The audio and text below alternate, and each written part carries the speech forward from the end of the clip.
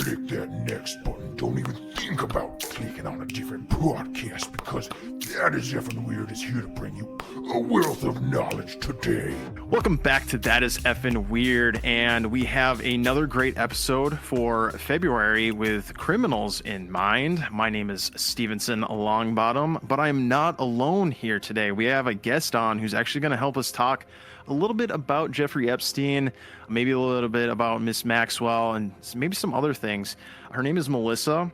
She is a co-host on the Sillage and Sorcery podcast, which, crazy enough as this may sound, is really just about fragrances, but it will tie into what we are talking about today. She's kind of the historian over on that podcast, and she's been doing this for about a year. So, Melissa, welcome to the show, and thank you for joining us.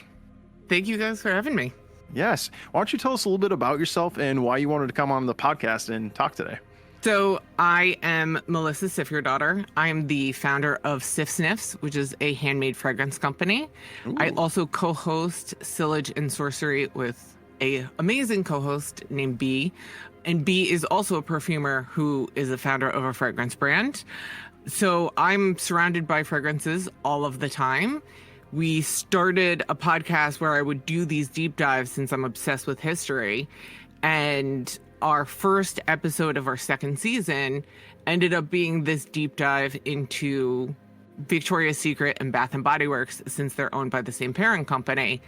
And wouldn't you know, there's a ton of Jeffrey Epstein stuff that's involved with those two companies, and how they were bankrolling a lot of what Jeffrey Epstein got up to. That is so interesting. And I find it crazy that when you kind of think about things, you don't really realize behind the scenes sometimes you can kind of almost spider web things back to like either the same person or the same company.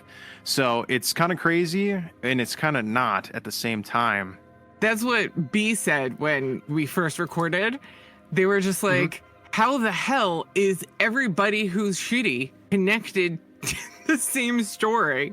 Exactly. And it's everything, like Jeffrey Epstein. We also covered Harvey Weinstein got involved with that story as well.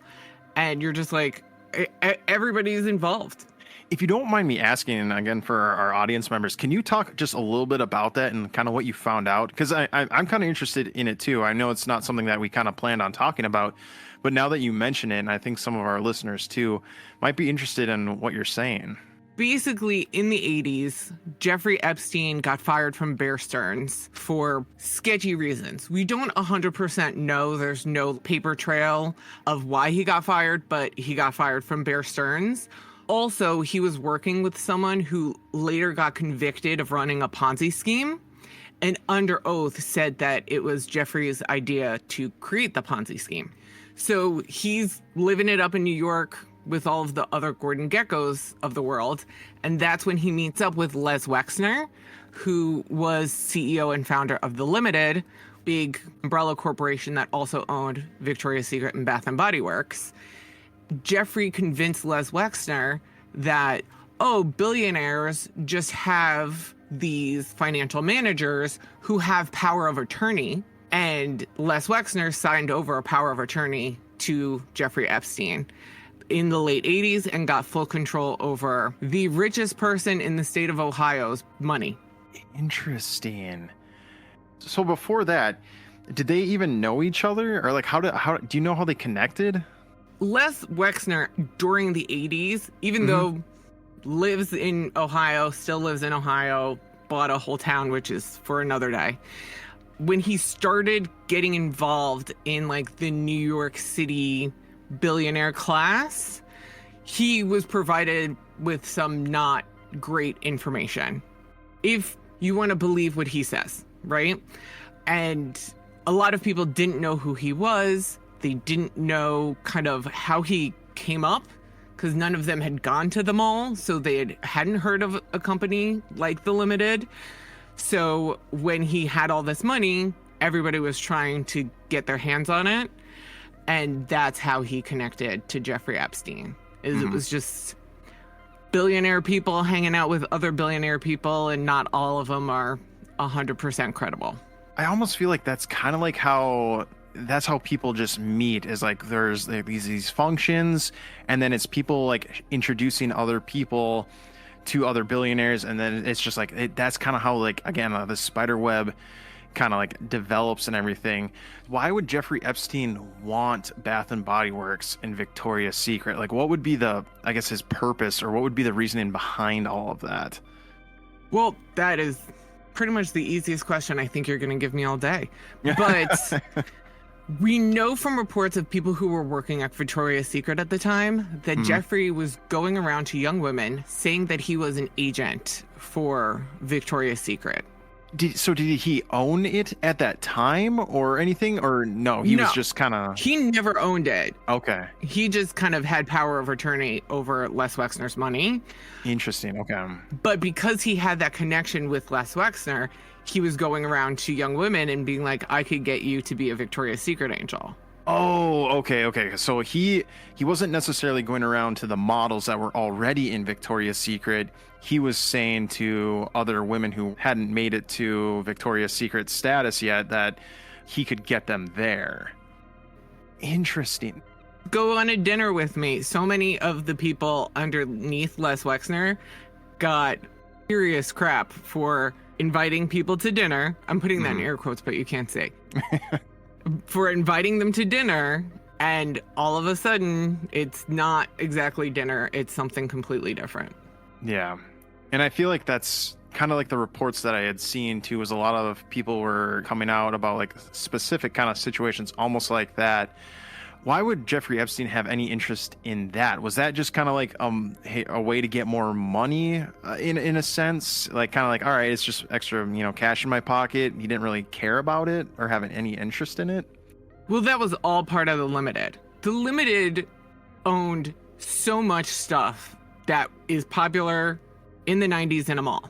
So it was Bath and Body Works, Victoria's Secret, Abercrombie and Fitch they owned for a little while. Yeah, the Limited, besides just the Limited, right? And then Limited 2, they owned basically the entire mall from the 90s and early 2000s. So anything that could appeal to young people, right? And everything that's in the mall is going to be worthwhile to him. There is a corporation called The Limited.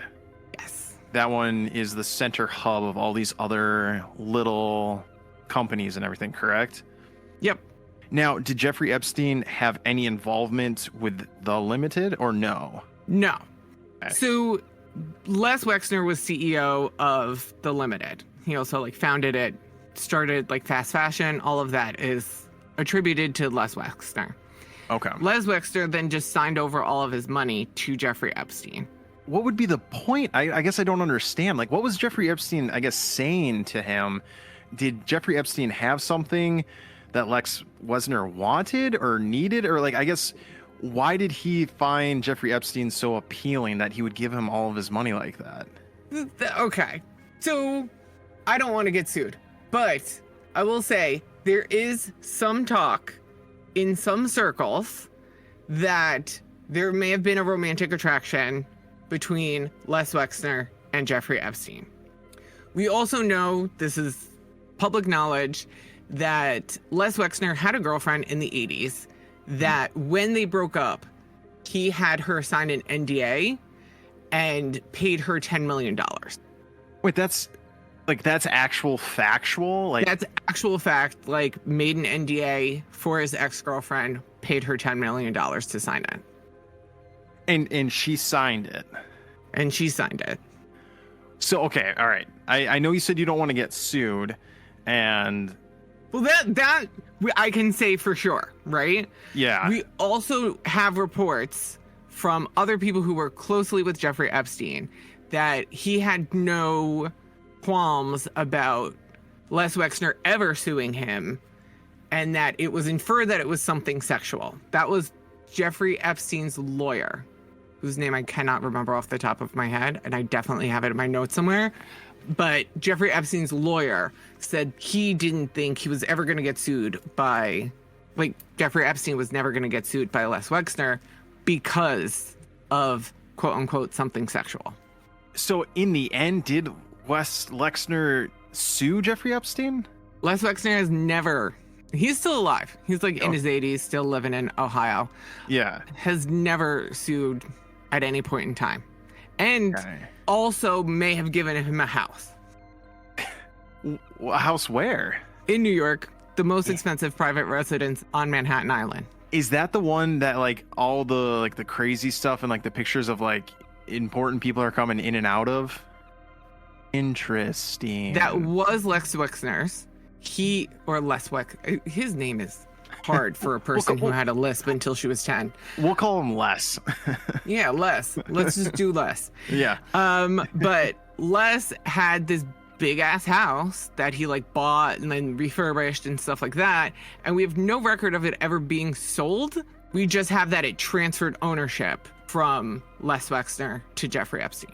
Again, like I wonder why. Like, okay, so you're saying that there might have been a physical attraction. There may or may not have been one. I'm not saying that there was, but that is that kind of like maybe the reason why he was so nice to Jeffrey Epstein and giving him all of these things. Like that was the reason why.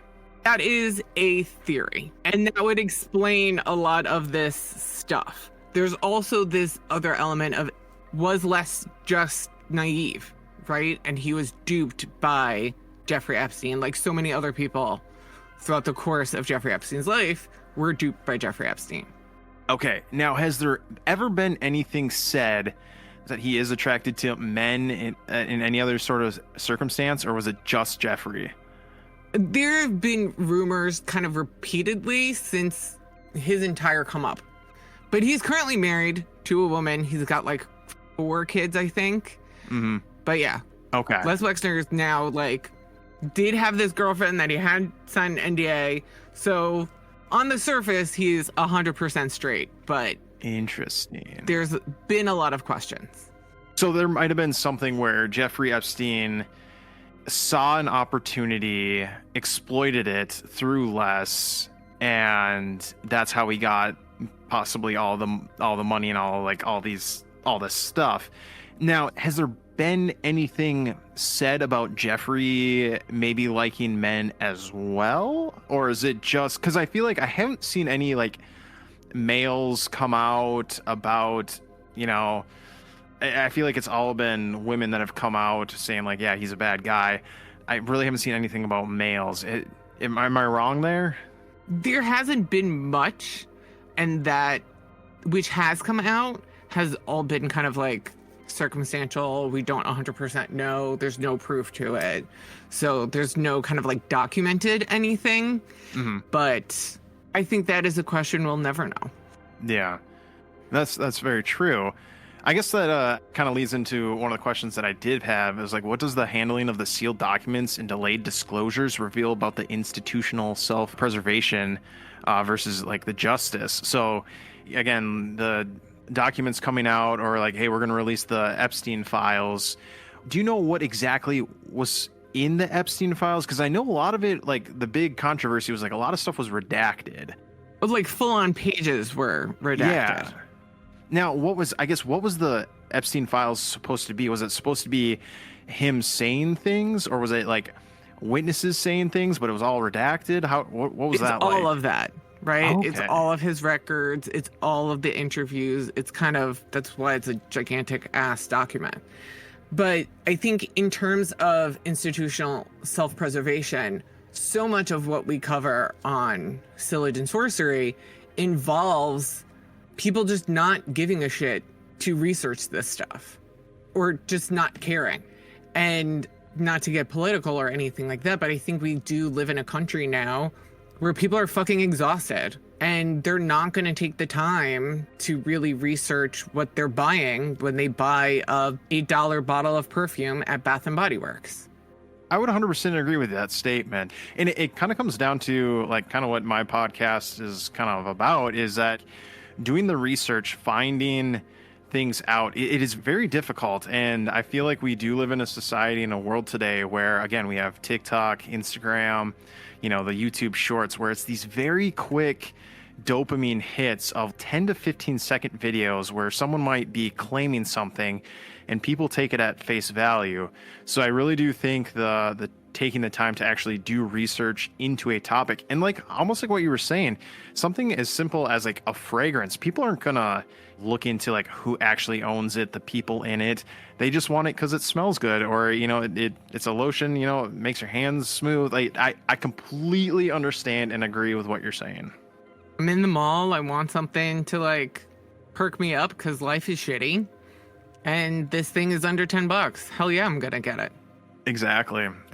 I feel like I kind of complain about this all the time too, is that I wish I lived in a different time period where this wasn't an issue. And I kind of wonder why, like not wonder why, but wonder how as a society we can kind of like turn the other way and try to like fix this. Is there any way that we can, you think, fix this issue that we have? Like, what do you think is the problem here as far as like, I guess, what would you say, or how would you fix this problem? Well, as the historian on the pod, I think, not that that is an official title, but I would push back at this idea of like, oh, it's current times. It's been going on forever. Oh, yeah. And I don't necessarily see, I personally feel like it would be whack-a-mole, that even if we did come up with one solution, something else would just come in and replace it. That's true. I kind of agree with that. And it's like, I'm even guilty of it sometimes too, where like, again, like researching things, it gets tough. Yeah, I don't know if there is a true way to fix it. Maybe with all of these things coming out, I do honestly feel like lately, in the last couple of years, a lot of things have come to light, and it's just like, holy cow, I didn't even know that. And so I do think in a weird way, it might be shifting now because of how many things have come out. And I hope that kind of translates into kind of like what you were saying. Like, I hope people research products and the things that they're buying too. I guess I really haven't thought about that too much, as far as like going into a store, and even I guess the food that I buy. I know, what was it? Is it RFK, who talks about like the red secretary? dyes and like just the food and everything? Yeah, I feel like since he's come onto the scene, he's really like put the spotlight on some of the companies, or like how we handle our food in the United States. There is an individual by the name of Kyle that we've had on the podcast a handful of times, who's from Australia, and just the food differences, or like the ingredients differences. He showed a picture on the show of like the cereal box, because I know that was a big one for a little bit, was the Fruit Loops. The Fruit Loops compared the United States compared to Canada, and just how the Canada version wasn't as colorful, but it was more healthy because it didn't have the dyes in it and everything. So again, it's just something that I was thinking about. So I get where you're coming from. We have that with fragrance too. Like, there's a ton of ingredients that are banned in the EU but aren't banned in the US. And there's stuff that's like in the pipeline to get banned in the EU that I phased out because it was only in my limited edition fragrances, but I don't use anymore because we find out over time that some of the stuff that we've been using is a forever chemical or whatever. Whoa. So we have that as well with fragrance. Wait, really? Yeah. I guess I'm totally ignorant when it comes to fragrances and like this world and everything. So can you give an example, or like something? Can you name something that is like something that's within one of these fragrances that is really bad that you shouldn't be using? Oh, Galaxolide is in everything. What is that? Galaxolide is the one that's on. It's in the EU. It's like it's starting the process to get banned in the EU, but it's still fully available in the US. That is a musk. It's a type of synthetic musk. All musks are synthetic because musk is deer testicles. So you can't, it's actually illegal to obtain the deer testicles that are used for musk. And Galaxolide was made in the 60s or 70s. And it was used because it lasted forever, right? We want all of our fragrances to last forever and a day. But then what they found out is that the structure of the molecule didn't break down.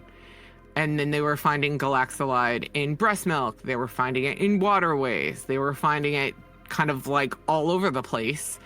And it's still being used today in the US in a lot of clothing detergent. Oh, so it's being used in clothing detergent. Yeah. A lot of fragrances are not just perfume. They're in so many different things. Okay, so is it the fact that when it comes into contact with your skin, is that where the issue is? Where it's like, as soon as that chemical hits your skin and gets absorbed into it, now it's in your body forever? Oh, no, it just doesn't decompose. Is it only bad when you like put it on your skin as a liquid form, like wet? Or is it, hey, as long as it's dry, like, can you touch it and be okay? Like, what's the harmful piece in this? There have been some studies that say that it has adverse health impacts, like endocrine disruption, that sort of thing. But for the most part, what makes it harmful is that now that's in your body. Yeah. Right? And it's not just things like putting on a musk-like fragrance. It's also, if it's in your detergent and you put that detergent in your washing machine and then it goes into the waterways. Okay. Now it's in the water. Got it. Okay. And it's not decomposing naturally when it hits sunlight or anything like that. And then it just kind of builds up and builds up and builds up. Interesting. Okay. Because I was wondering if it like, okay, if you use the detergent in your water, is it like the fact that it's getting on your clothes and then on you, like the skin contact? Now you're saying it's the fact that it gets in the water supply and then the water supply. Oh yeah, it gets in the water supply. It's getting on your skin. It's like it's everywhere. Interesting. That's why it's such a problem, is because it doesn't degrade. And then it just gets more and more and more concentrated in your body over time. I'm not trying to like be silly or anything like that, but do you think a Brita water filter would be able to like block this? Because I feel like that's the whole thing with Brita is the way that it filters water is like it's really good and it can get rid of some of these things. Have you read into that at all, or is that not a thing? I mean, Brita filters are good for like heavy chemicals and stuff like that, but Yeah. Galaxolite is kind of one of those things that's everywhere. In perfumery, we use a lot of chemicals. I, in particular, try to use everything that's like naturally derived, or as much things that are naturally derived as possible. But like there's stuff that we isolate but is found in everything, and some of those are harmful, some of those are not harmful. And now, if we're gonna go on like the perfumery soapbox of shit that I hate, companies have been trademarking specific molecules, because you can't trademark a fragrance, right? Which is why we're all like super secretive about our recipes or our formulas, because you can't trademark a fragrance. That's also why there's like 50,000 dupe companies. So what companies have been doing now is that they manufacture a molecule specifically for a fragrance, and then they own the rights, because you can trademark a molecule, and then they can exclusively create that fragrance. Are you serious? Yep. But it hasn't been tested over long-term periods. We have no idea what the long-term health effects are. They're just going to use it. That is so crazy. I did not know, because I always assumed that, like, again, when we're circling back to Bath and Body Works, I feel like they had very distinct smells and fragrances that were theirs, and like they owned the right to them. I did not know that it was like, okay, no, it's not the fragrance itself, it's the molecule. Yeah. A lot of these like really expensive companies, for instance, there's a fragrance, it's Juliet Has a Gun, Not a Perfume. And it has a molecule called Cetalox. And Cetalox is a trademarked molecule owned in the US by Coty. Interesting. So I can't use Cetalox unless I buy it either directly from Coty, right? And then they can charge whatever the fuck they want because they own the trademark on it. Or they can make it exclusive so that only Juliet Has a Gun, Not a Perfume can use Cetalox. So how would you know if you're duplicating a molecule or not from somebody? Because if there's so many out there, like how do you know? Like, do you put it under a microscope? Do they show the what it looks like? Like how do you know? Well, I have a fragrance that I didn't do on purpose. I'm not going to say which scent, and I'm not going to say which one I duped because I don't want to get sued. But I didn't dupe it on purpose. Basically, I was in Sephora, I was smelling stuff just to like get the lay of the land of what's trending in perfumery. Yeah. And I smelled one fragrance, and I was like, oh, holy shit, this smells exactly like something I've made. That actually wasn't even a good seller, so I don't understand why it's in Sephora being charged $140 for a 1.7 ounce. Gosh, that's crazy. Especially when my stuff is cheaper. Yeah. But I was like, oh, like eventually, not necessarily with the molecules, but definitely with the scents, you put 1,000 monkeys on typewriters. Eventually, they're going to write at least one line of Shakespeare. And I think sometimes that's kind of what happens, not with the molecules, but definitely with the fragrances. And see, that's crazy to me that okay, how are people supposed to know if they're copying a molecule or not? To me, that's wild. That's crazy that's going on. Quick question though. Did you hear that Bath and Body Works, they went through a whole scent change or something like that, but everything smells the same now? I remember years ago, Bath and Body Works was the big thing, and there was just a bunch of different scents. Every season there was something. Cucumber melon had a chokehold on every girl in the 90s. That's what it was. Cucumber melon and sweet pea. Okay, yes, those sound so familiar. But has there been something that came out, I don't know how long now, that it all smells the same, or there's no there's nothing? I guess they're not as good as they used to be. Well, one of the things that we talked about on Sillage and Sorcery is Les Wexner did a thing called patterning, where he and people that he employed would go around and see what was trending, and then they would send what was trending to China and have them make it cheaper, and then he would run it in all of the Limited's holdings. So for clothing, it was the Limited. If it was underwear, undergarments, it would go to Victoria's Secret. If it was something scent related, it would go to Bath & Body Works, right? So Les Wexner bought Victoria's Secret in the late 70s, early 80s. He didn't have a fashion designer until the 2000s. Everything was just patterned. So it was just a copy of something else that was already out there. Okay. So when it comes to the fragrances, he would literally buy perfume, ship it to China, and say, make it cheaper.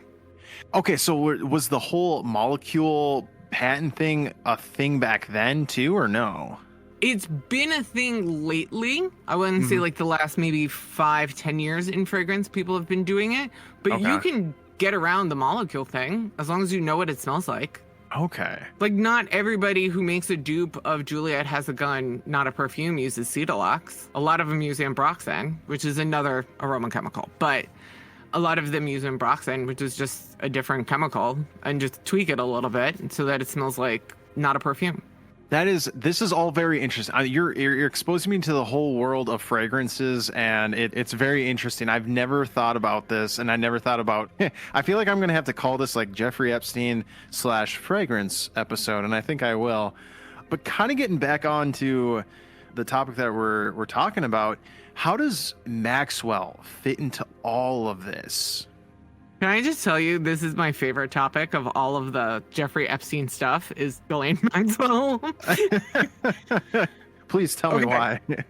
So here's why Ghislaine Maxwell is probably my not favorite character, but and not their character because it's real people. But what nobody's talking with Ghislaine Maxwell is that her dad also committed suicide under questionable circumstances. Now, do you think she had something to do with that? I don't know, nor do I want to get sued. Okay. But yeah, he went on. I pulled it up from one of my sources because I knew this was going to come up and it was going to make me really excited to talk about.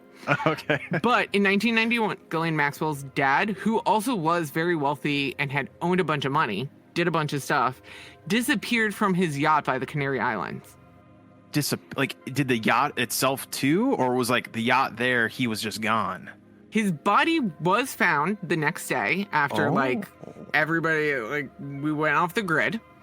But it was exposed after he died that all of his multi-billions of dollars were all nothing, and he was bankrupt. Wait, what? Yeah. See? Okay, you get it now. You get why this is one of my favorite topics and nobody's talking about it, because I feel like, what the hell? Wait, so, like- why are we not calling out the fact that Ghislaine's been connected to 2 different men who committed suicide under questionable circumstances? And the yacht was called the Lady Ghislaine. No way. I fuck you not.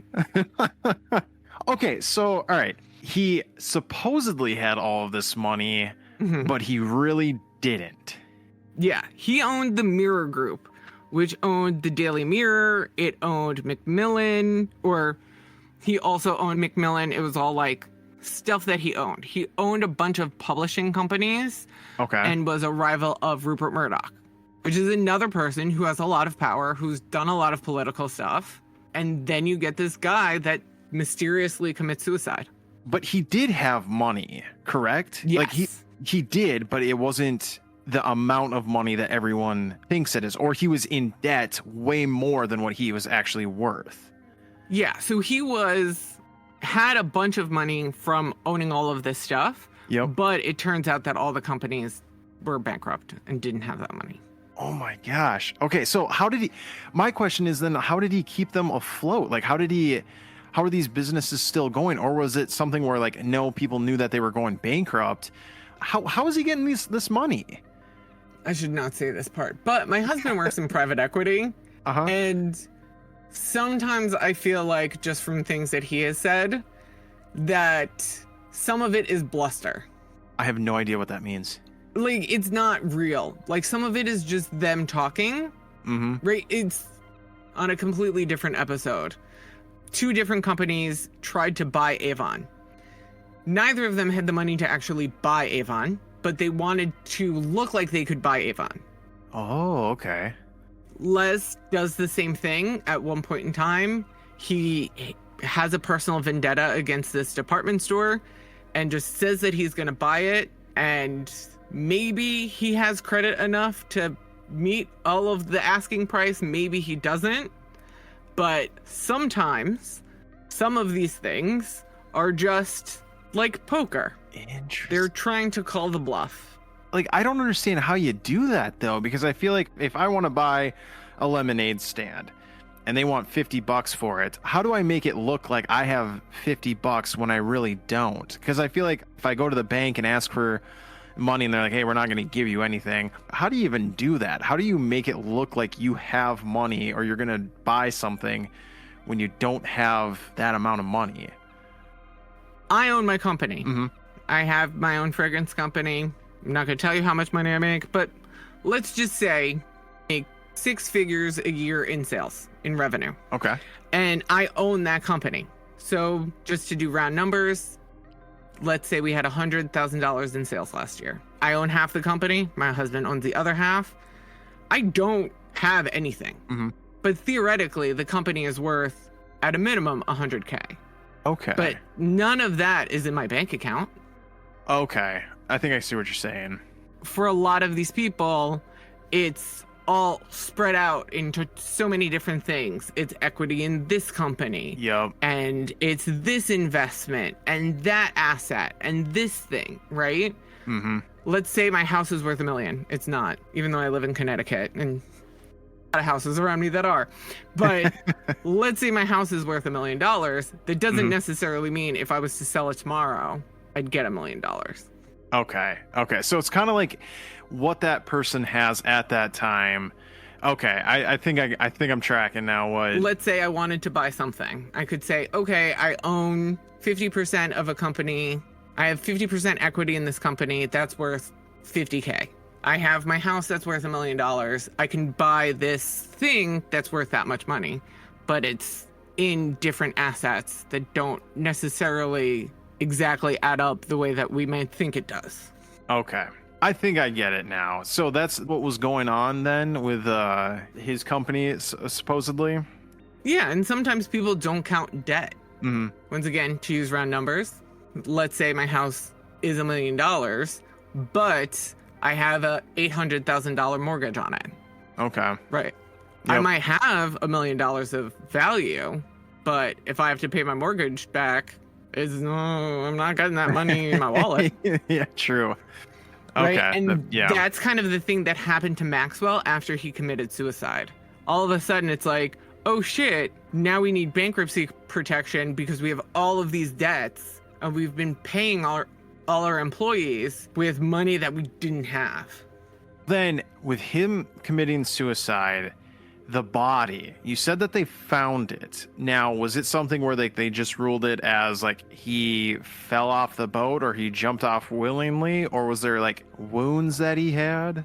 Well, after he died and companies declared bankruptcy, that's when a lot of stuff got exposed, because whenever you declare bankruptcy, you have to like show the fact that you're bankrupt, right? Yep. And that's when they found out he was stealing from employees' pension plans. Oh, jeez. He had a lot of sketchy business dealings, and some of the stuff that was going on was not 100% up to code. And that's like all of the stuff that kind of like came out after he died. Okay. So then so Maxwell, Does this sound familiar to anything else that we might be talking about on this podcast? A little bit, yeah, just a little bit. That's why I find this part so fascinating, and why it boggles my mind that nobody's fucking talking about that. That really is very odd. So, okay, he doesn't have any money. How did Maxwell then get connected to Epstein? Like, how did those two meet? So Ghislaine is broke, right? So Yep. this is the early 90s. She's broke. She's got nothing to her name, right? She moves to New York from Britain, once again, trying to get on the up and up with New York's elite. And that's when she meets up with Jeffrey through I always say the Gordon Geckos of the world, but you get it, the business elite and the billionaire class. And she is the one who can connect Jeffrey to people like Prince Andrew and Bill Clinton. So she knew Bill Clinton and Prince Andrew? Yep, because her dad owned a publishing company and the Daily Mirror. Okay. That was like all political stuff, and she had access to those people because there were reporters and stuff like that for her father's company. Okay, so this is what confuses me, right? If it came out that he was broke, he didn't have the money, he was doing some shady deals, yada yada, right? Why would these, I guess, political figures try to get wrapped up with his daughter if they knew that her dad was doing some shady shit? Like, what would cross their mind, or why would they think that's a good idea? Is it still your friend? True. I guess Like, one of the questions I ask myself all the time is, if Meghan Markle and Prince Harry, even though I love both of them, are so broke, they've been cut off from the royals, right? Yep. But they also have a fuck ton of friends who are billionaires. True. And Les Wexner gave his ex-girlfriend $10 million. I guess what my thought process is, like, I understand being friends and like having a relationship, but I feel like if you know something about a family or about like someone, like if your friend's dad or mom or whatever was doing some really bad stuff, and I know that's not technically your friend who had done that bad stuff, but I almost feel like it's one of those things where I should maybe kind of distance myself just a little bit. So she got connected with Epstein. Did she tell Epstein, like, hey, look, I know these really important political figures. You want to hang out with me? Why would Epstein have like any interest? Because if he already knew billionaires and he was already part of that like elite or like that status, I guess he would have no reason for Maxwell. I guess that's like my thought process. That's what I'm thinking about, is like, why he didn't even need her. She gave him the credibility. She gave him the credibility?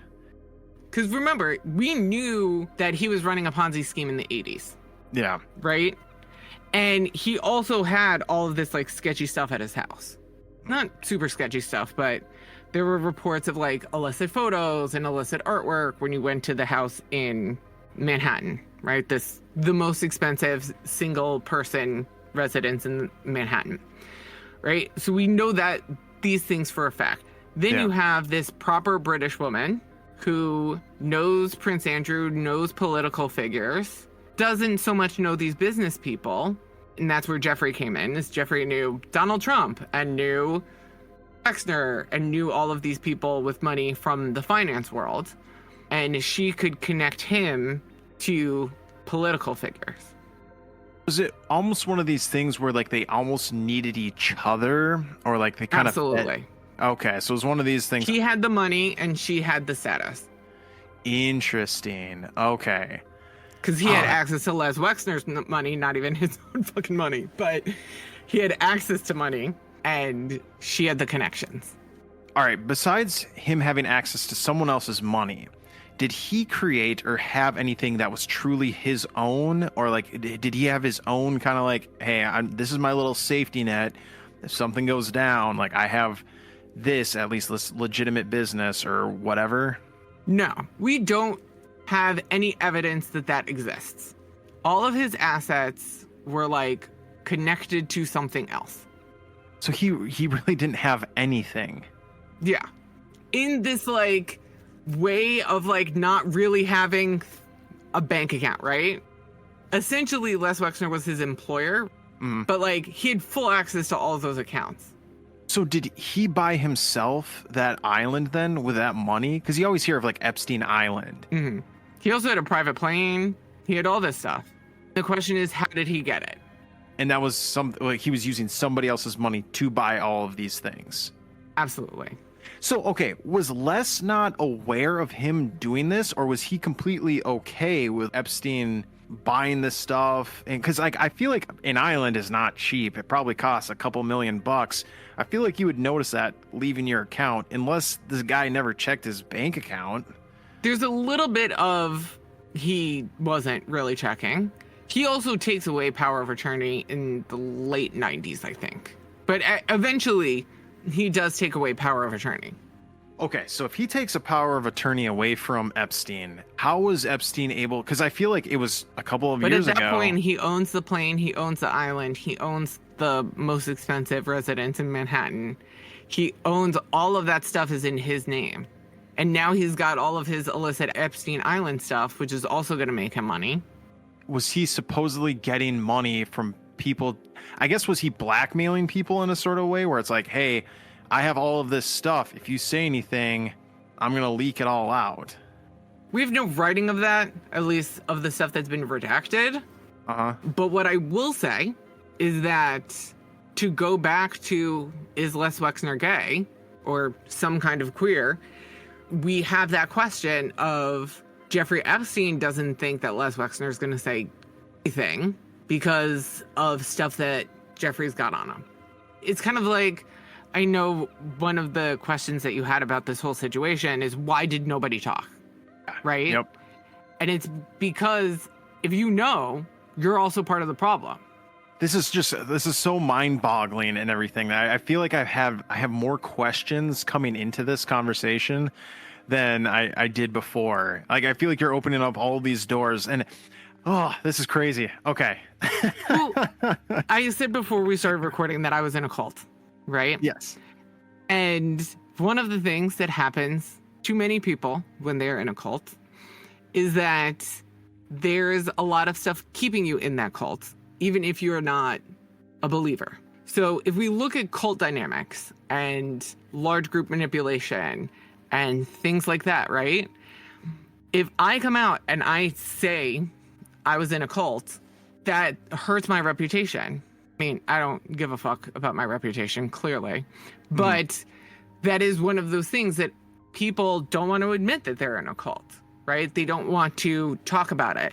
If I admit that I was friends with Jeffrey Epstein, then I will be admitting that I was hanging out with someone who was doing horrible shit.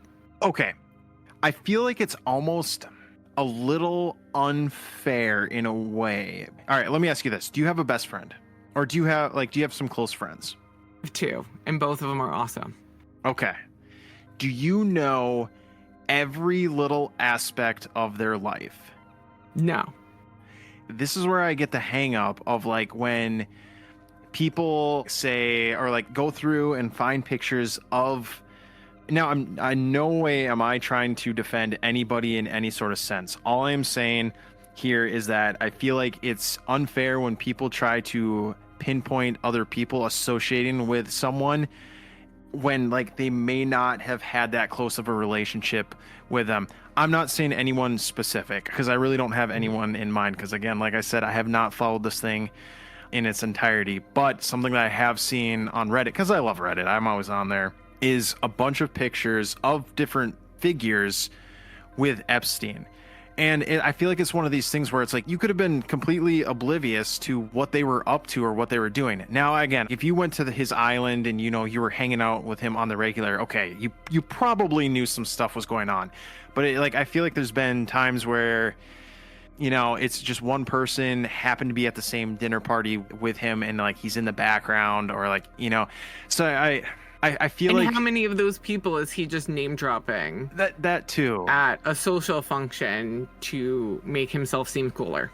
Exactly. Now, again, in no way or shape or form am I defending the guy or like anybody. I feel like we live in that time where everyone's under a microscope and it could just be like, hey, I talked to the person one time. I didn't associate with him at all. But the fact that you talked to him one time and there's a picture or a video of it, it seems a little unfair. But again, I mean, that's just kind of the world and the time that we live in. Who's the arbiter of truth in that? Oh, I don't know. Is my question to you, right? Yeah. I'm not, once again, he did some crazy shit. Do I think everybody surrounding him was batshit insane? No, right? Yeah. But how will we know? Unless we get the information, right? Exactly. Like, and if the information is bias, one of my biggest problems with history in general is we only have records. Mm-hmm. And sometimes those records are unreliable because people are unreliable. Yep. And records are unreliable. I do a practice called the morning pages every morning. And sometimes the morning pages are just like me being pissed off in the moment and talking about it and moving on, right? Yeah. Does that mean that I'm going to murder my husband? Or if my husband ends up, you know, dying the next day, that those two things are related? No. Exactly. But it looks hella fucking fishy. Yes. Right? And I think like when it comes to both the Epstein files and all of the photos and stuff like that, like we may never know. And to some extent, we have to kind of rely on what's out there, what we have information on, and what the people are saying themselves. Yeah. I feel like, again, we live in such a time where it's so hard to distinguish really what is truth and what is fake. And it's up to really you and like kind of like what you decide as far as what is real and what isn't. I wish it was more black and white where like, yes, this is true. If it comes from this, it is 100% factual. It would be nice if that was the world that we lived in. But again, I wonder if there would ever become a time or what would happen if there was a 100% no penalty. Yep, this is your pass. On this day, you say whatever you've done wrong and you will not get convicted. You won't have to pay any fines. Like nothing wrong will come from you telling the exact truth. Like I wonder how much stuff would come out and I wonder how much stuff we would actually get to know is truthful from people if there was something like that. Obviously that will never happen, but it really would be interesting to see who comes forward and says what. And this goes across for like any topic, not just Jeffrey Epstein, but like, you know, we're talking about aliens or UFOs or mysteries or anything like that. It really would be kind of cool to see, not cool, but I guess it would be interesting to see what people do say. I would push back on that from like a postmodern perspective of before I became a perfumer and while I was in the cult, I was a therapist. And a lot of people are unreliable narrators. They just are. When I was in my cult, I did drugs and thought I was talking to gods, right? And I fully believed that in that moment, shit happened that I could not explain. I was talking to gods, right? There's a ton of people in the world that would tell me that, no, bitch, you were talking to gods because you were high. And both of these things are true. That I believed that I was talking to gods, and to me, that was very real. Yeah. And then to other people, that is also very real. So I think when it comes to a lot of these things, particularly around consent and sexual assault, even though that as a sexual assault survivor pains me to say, there are a lot of people who would say that sexual assault did not occur. Really? And the other person would, not to me, but I'm saying like Yeah. overall to a lot of sexual assault survivors, right? Mm-hmm. So at what point there is no objective truth, Yeah.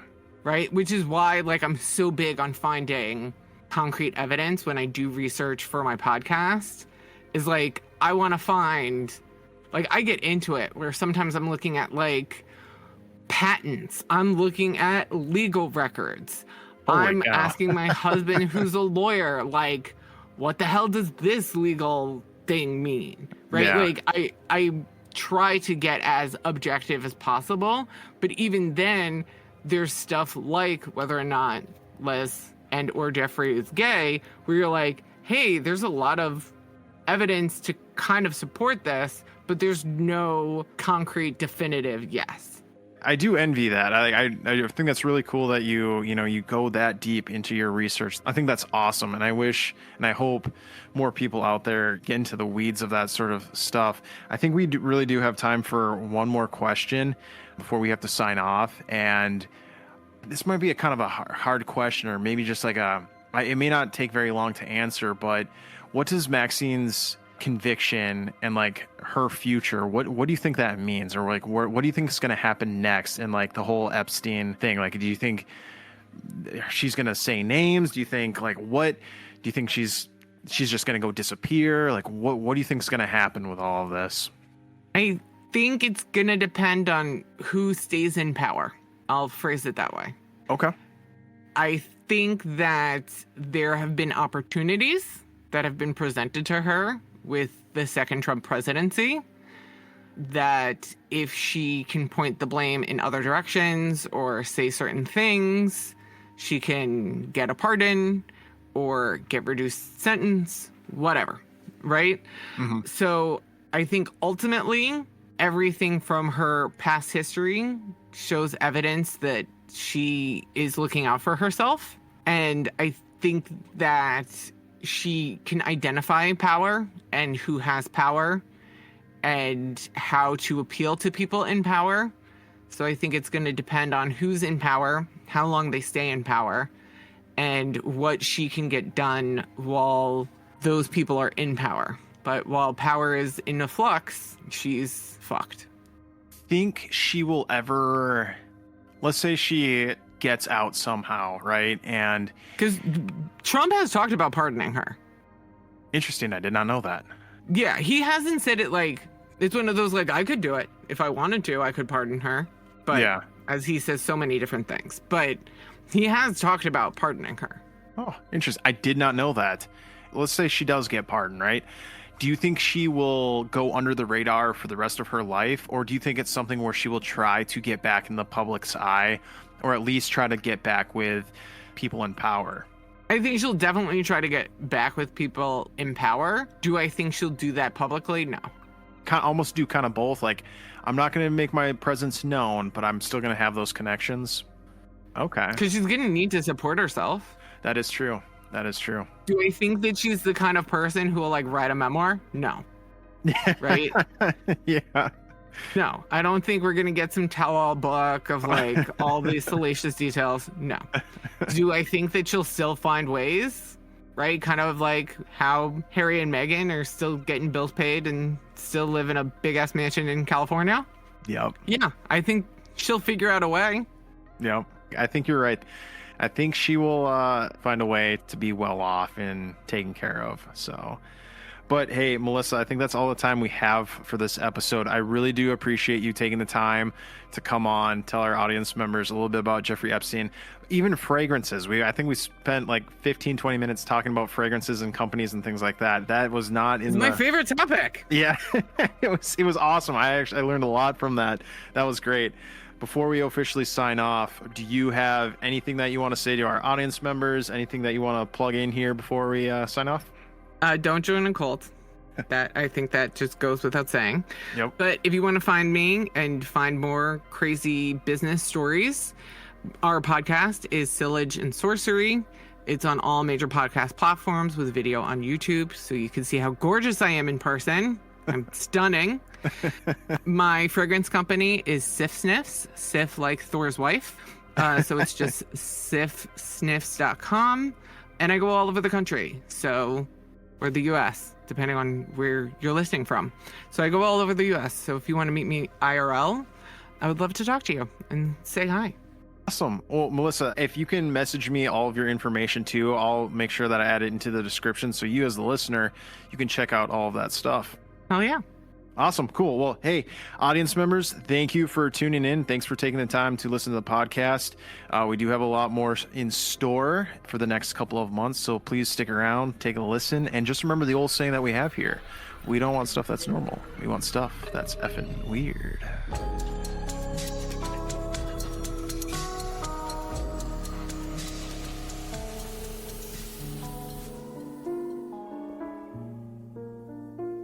Knowledge yourself.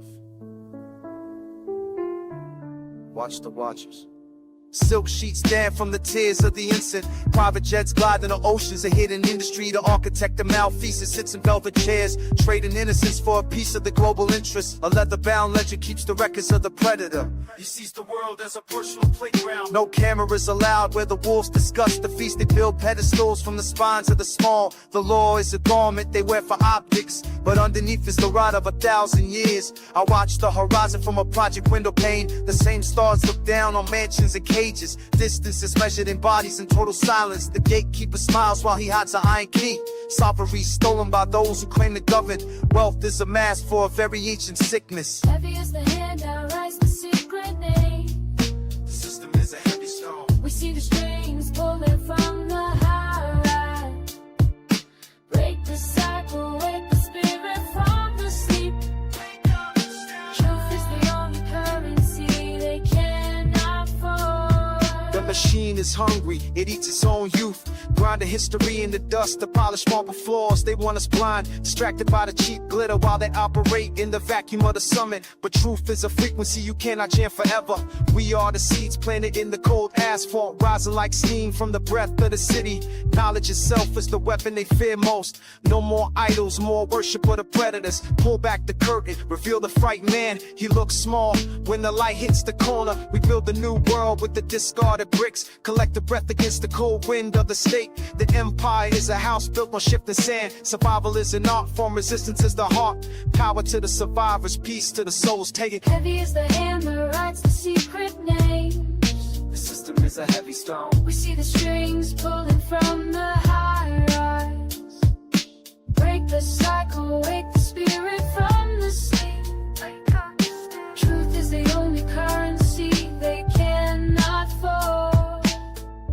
Keep your eyes open, the ledger is leaking. They can't hide, the island is sinking into the dark water, drowning in the truth. Peace to the